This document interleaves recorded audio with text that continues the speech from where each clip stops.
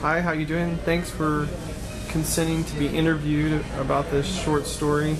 I was just wondering if you could introduce yourself and give us your overview of what African American literature is, what it's about, and why it's important.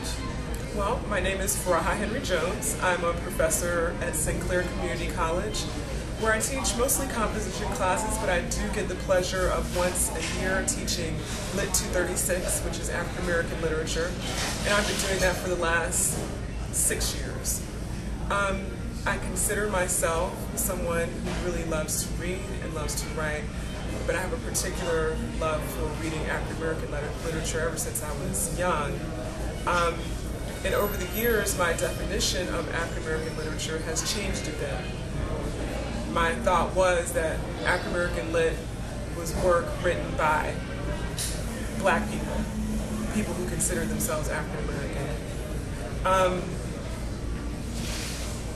There's a lot of debate actually about what is African American literature, but now, based on my readings and development over time, I feel that African American literature is work that is written by people who identify themselves African American, but also falls within a tradition and responds to a tradition that comes out of African American culture.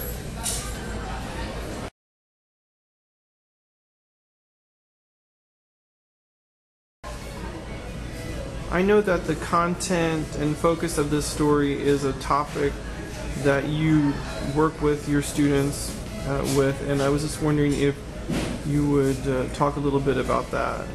Sure, my pleasure. Number one, any story that I've read on the topic of lynching is so emotional and difficult to deal with.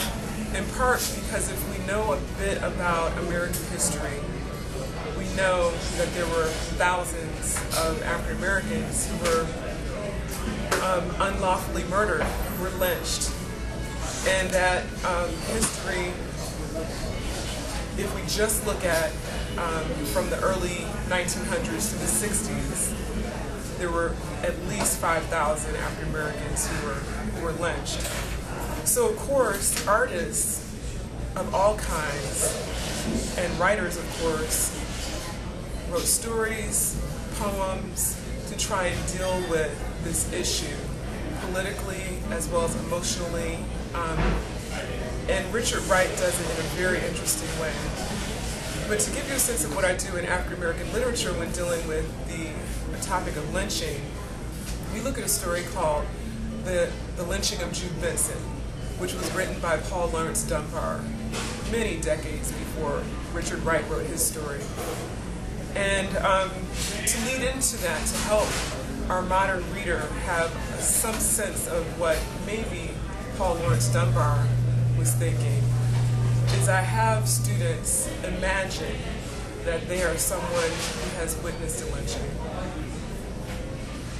Take a moment for yourself right now. Imagine that you are maybe a child who has to attend the lynching with his parent. Or maybe imagine that you are the young man accused of doing something that you didn't do, who's being lynched. Imagine that you're the wife of one of the participants in the lynching. Imagine that you're just a bystander. And what I have my students do is take a look at some of the actual photography and souvenirs. I use my air quotes because there was a tradition at many lynchings of getting souvenirs, be they photographs, pieces of clothing, or unfortunately body parts. I have my students imagine these incidents, read up on the history, and then write a letter and talk about, from the perspective of this character, what that lynching was like. And then we read The Lynching of Jude Benson. The Lynching of Jude Benson was written by Paul Laurence Dunbar, who was African American, but the narrator of the story is a white man, a white northern man, who viewed a lynching and participated in it and regretted every moment of it. And I think that sort of background and this tradition of writing about lynching as a means of understanding mob mentality, as a means of understanding how does one cope with this systematic violence, is one part of an African American tradition.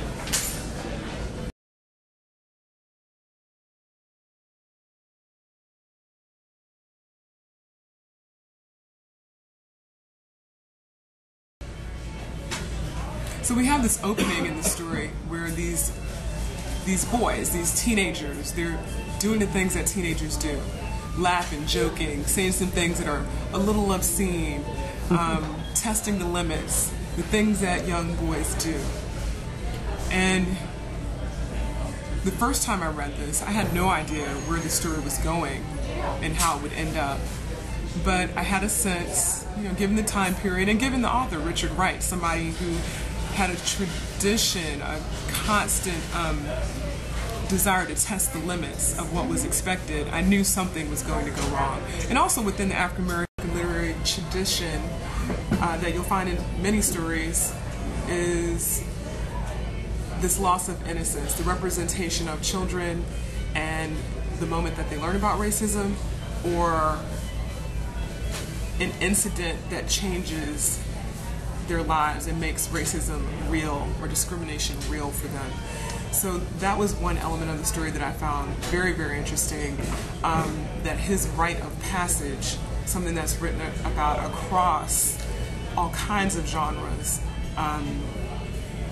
it was interesting the form that it took.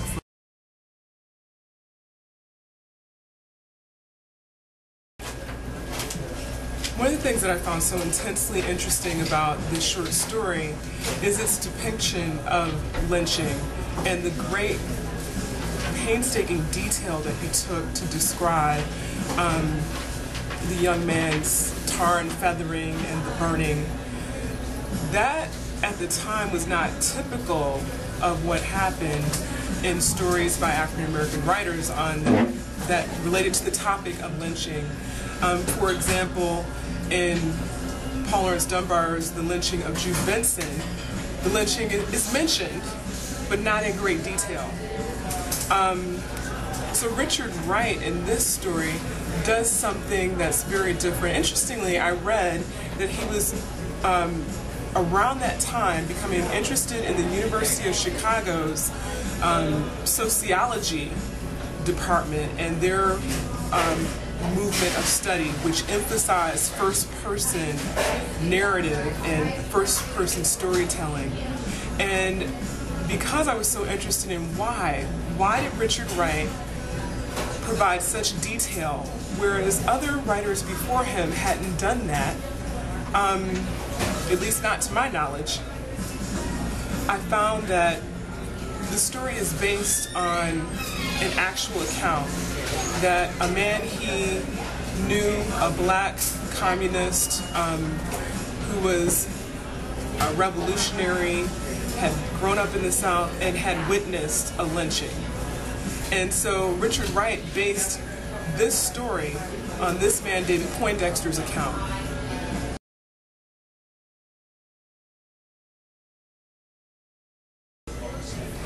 Many might think that for the modern reader, okay, lynching is over with, why are we even reading stories about this? Well, there are still writers who are dealing with the topic and thinking about the mentalities and the psychology behind the idea of lynching, not just within race. But if you're interested in further reading, take a look at a graphic novel. It's called Incognito by Matt Johnson. It explores the issue of lynching during about the same time period as Richard Wright's story. I think you'd find that interesting. And if you'd like to reach back into the past, I've mentioned this story several times now, but The Lynching of Jude Benson by Paul Laurence Dunbar, take a look at that. And The Sheriff's Children is another story by Charles Chestnut from the 1800s. Both are good stories.